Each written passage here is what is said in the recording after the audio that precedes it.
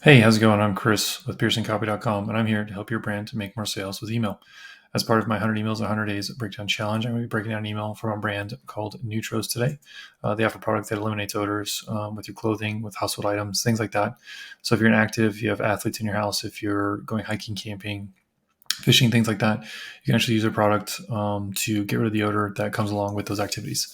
So I found this brand through my Facebook feed. They were running some ads. I clicked on it because I am a former athlete, and I played for a while. So when it came to odors with shoes, clothes, things like that, it was a thing that was top of mind. The way things smelled. Also, other people would mention smells when they were around me in certain cases. So that definitely hit home when that was the case. So that got me into looking at their brand and basically going and seeing what their email game was like. So essentially, what I'm doing is breaking down their welcome email here, and I'm going to pull some insights out to hopefully give you some ideas on what you can take back to your brand to make more sales based on welcome emails. So that being said, let me go ahead and dive in. So the subject line that Nutroz uses here is "It's time to smell better." So this is a promise. They're saying, "Hey, this is what we can promise you." I think it's a decent subject line. I think that you could test against other things like focusing on the problem of like has somebody said your clothes smell or something like that. So you can start with the problems. This is more of a promise solution type. You can go with the story of like her best friend said that her socks smelled or something, and you can tell a story about that. But as a welcome email, what you're trying to do is establish a relationship with the customer.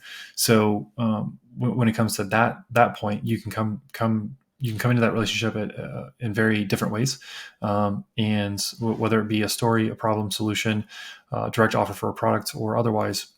I think there's different things that Nutroz could test with this because the odor is a pretty wide topic. And when it comes to the types of customers that are going to be buying this type of product, there's a lot of reasons or a lot of things that can smell, which means there's a lot of entry points.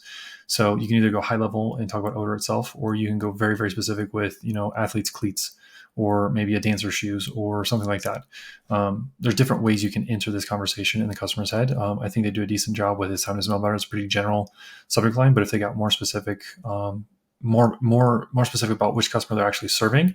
Other customers near that ideal customer or outside of it will fall into that bucket eventually because they'll start applying what you're saying to their own situation as opposed to having to say exactly what they're thinking. So I think generally this is a good subject line, but you could test getting into a more specific subject line that brings in your ideal customer as opposed to just customers in general that have issues with odor.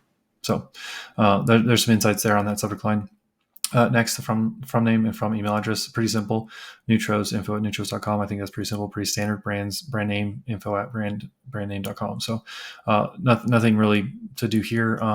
If they did end up doing a like letter from the CEO or maybe a letter from one of their odor technicians or something, I would want that email to come from that person, their first name, and then their first name at domainname.com. It just makes it feel more personal, makes it feel like it's coming from a real person. So that being said, we'll go ahead and keep moving. The first few elements here at the top of the email, I think there's a lot going on here that doesn't relate to the actual email or the concept of the email itself. So "It's time to smell better" is your concept. So we're talking about odor and you smelling bad. You or something you have in your house or something, right? So that concept of odor, the first line here is reinvent the way you clean. So odor and cleaning, that is close. They're adjacent. They are next to each other, but there's not a direct connection here that we're making. So like "It's time to smell better, reinvent the way you clean." So I think that cleaning is the bigger topic. It's the bigger focus of odor. It is a higher level. Odor is a specific piece of cleaning. So I think that maybe not using "reinvent the way you clean," but more so of like, let's see here, remove the odor on your favorite things, or did somebody say you smell, or something like that. And the effect of like sticking the odor channel or in that alley or in that concept, and keep that through line throughout the entire email. Next thing, Nutroz with the menu and the product image here, or the branded image. I'd say product image, not branded image. There's a lot going on here that doesn't relate to the specific concept of the email. So like this brand name is a little bit big, I would say. I'd say make this about half that size. I would potentially home or product contacts. I would remove this menu entirely because they're selling one product from what it looks like. So we don't need to actually link to our product up in the menu here. And for the simple reason is we're about to talk about the product. So we're going to welcome them into the list, into the family, as you can see down here. And then we're going to talk about this email talks about basically the problem they solve, the solution they offer, etc. So very decent copy, but I think there's some stuff we can upgrade on. But so yeah, this stuff I would say is just distracting the reader from getting to actual sales message. So I would say shrink this up, remove the menu, and potentially this image, unless there's some kind of demonstration of power here, meaning like demonstration of use. So this, I'm assuming this is the product. I'm assuming that. I don't know for sure. There's nothing pointing. There's nothing directing my eyes here. There's people sitting on the couch. This is like the most prominent thing. But what does this actually mean for me? Like, why is this image here if it's just showing the product, but it's not showing it doing anything? I can't really tell. It looks like there's stuff inside of it, but I can't really tell. So if you're going to use an image like this, I would say go ahead and make it like a demonstration of use or demonstration of power. So an example of this is like OxyClean. So the infomercials from OxyClean, you don't have to do an infomercial style image, but those commercials do is actually show the product in action. And they say, hey, here's your problem, here's a solution, here's a product actually solving your problem, and then here's where to get it if you want the solution. So that type of approach of demonstration of power, that is huge when it comes to actually using imagery and visuals to get people to buy into the product. Now, with that being said, let's move on down to the copy here. So it says, welcome to family. This is pretty standard. Welcome to the brand. Welcome to family. Welcome to the movement. This is pretty standard across the board for brands. So if you want to stand out in the inbox or stand out more specifically in the copy that you're writing in your emails, doing something different than this, but also delivering the same message of welcome can make you stand out a lot.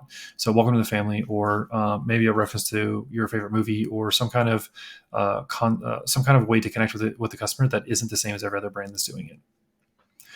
Hey there, pretty casual and conversational. I thought that was interesting, and I thought that works great. I think conversational and casual conversation for a lot of brands actually works. There are a handful that serious, formal, jargon-filled copy actually has to happen. Very few brands can actually need that. Most brands can be casual and conversational because you're selling from one person to another, whether that's direct to consumer or business to business, right?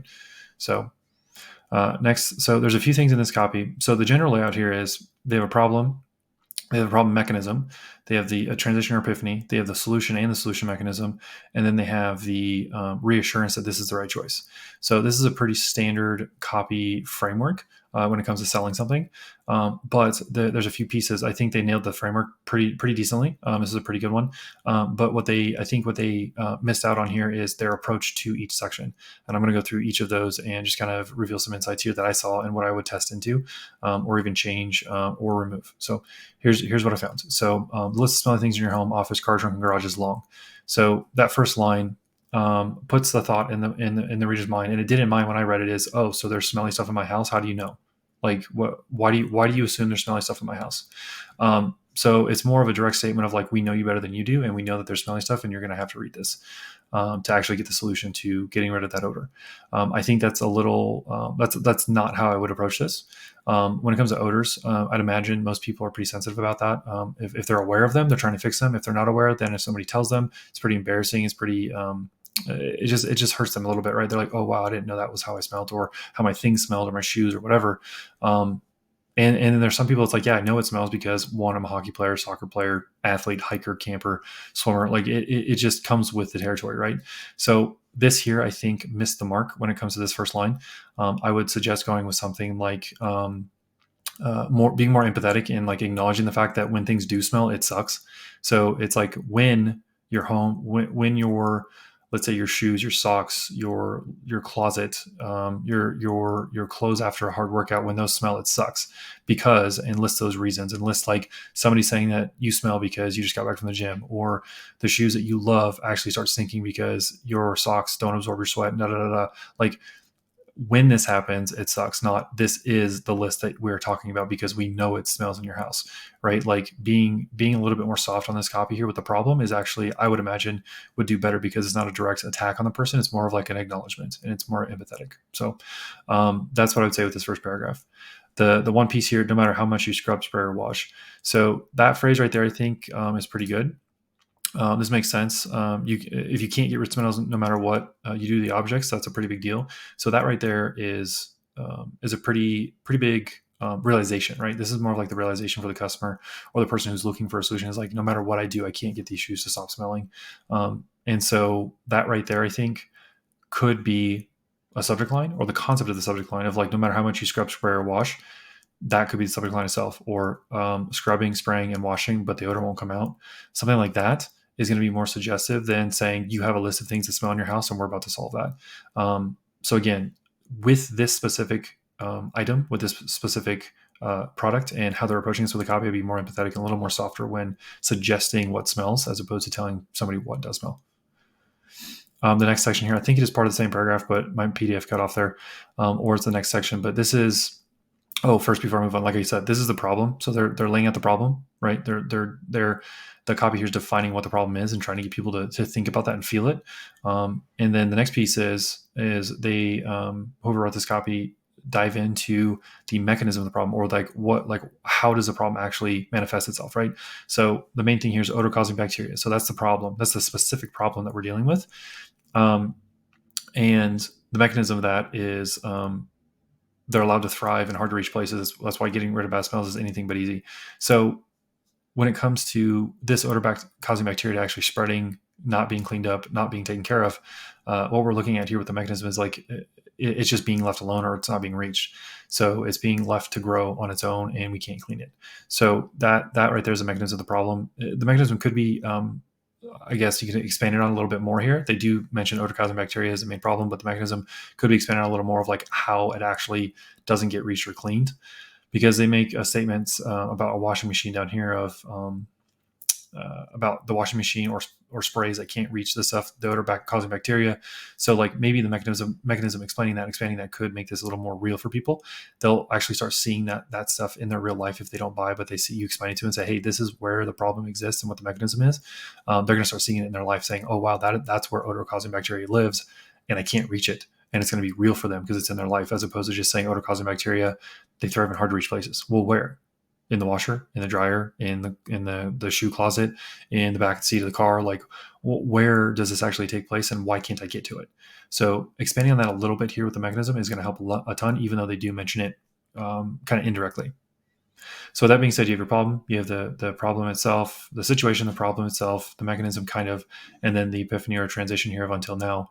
And then the copy here suggests the solution, which is Nutroz. And the solution here is ozone technology to eliminate odor causing bacteria. So that's going to be your solution there. And then they explain the solution mechanism of ozone permeates and the places sprays and washing machines can't reach. So the ozone technology is actually what gets to those hard to reach places. That's the mechanism. That's how it works. And again, the places the sprays and washing machines can't reach, explaining why they can't reach them up here in the mechanism piece, or even in the situation, or both. That's going to give the customers a more specific, more real view when they actually start cleaning their stuff. And they're like, oh my God, this is what that email said. I can't get to it with the spray and it's not going to work. That right there is how you get into the conversation that's going on inside the customer's head. And that's how you get them to think about your brand and your product when they're not reading your emails or your marketing material and they're off doing their own thing in their life. So with that being said, moving on here. Ozone technology is the solution. How it permeates places that are hard to reach, that's the mechanism. Leaving your favorite things smelling fresh and you feeling relieved. So that's the promise or the benefit outcome, right? And then they say good news, getting your own sorry, let's go here.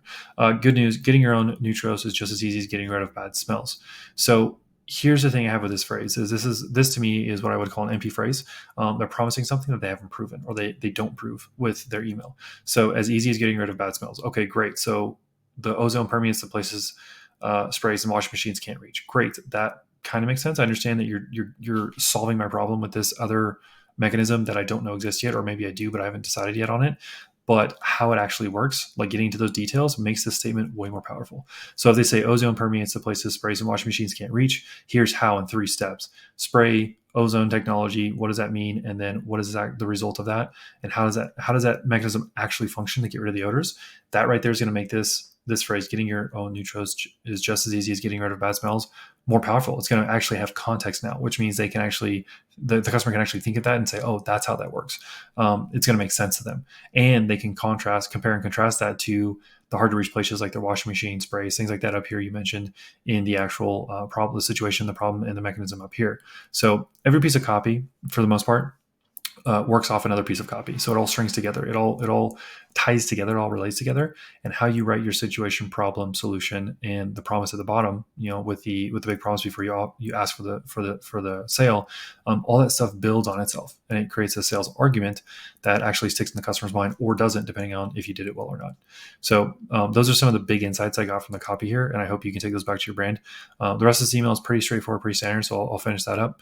One technical thing here of like click the button below to order yours today. There's no button here directly below this, so it's like click the button below, and it's like, okay, there's 3. Which one do I click?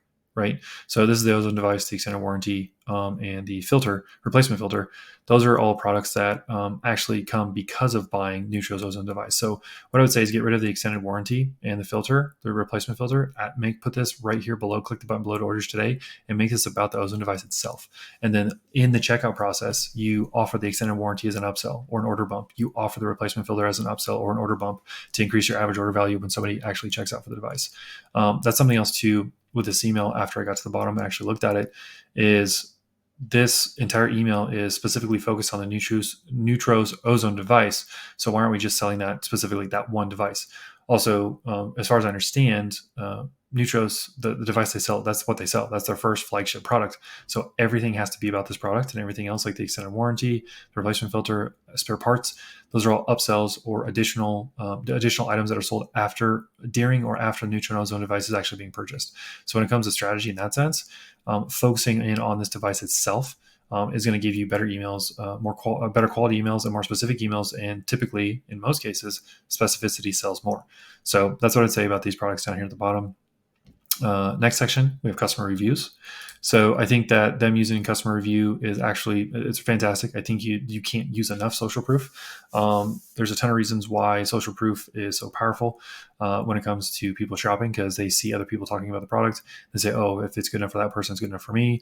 Or things like some of the statements or phrases that are in this review could resonate with people. So like remove stubborn odors. That could be a phrase. That could be its own email. It could be a spinoff on a concept for something else, for an ad. But this phrase right here might catch somebody's attention and say, oh, yep, that's exactly what I'm looking for. And that's why they buy, because somebody else in their own words actually resonates with the person who's shopping. Also, the yoga equipment is another thing. So maybe you write an email during your welcome series of like maybe you send like 10 emails, and 3 of those is like the top big 3 items or big 3 categories of items that people use Nutroz for.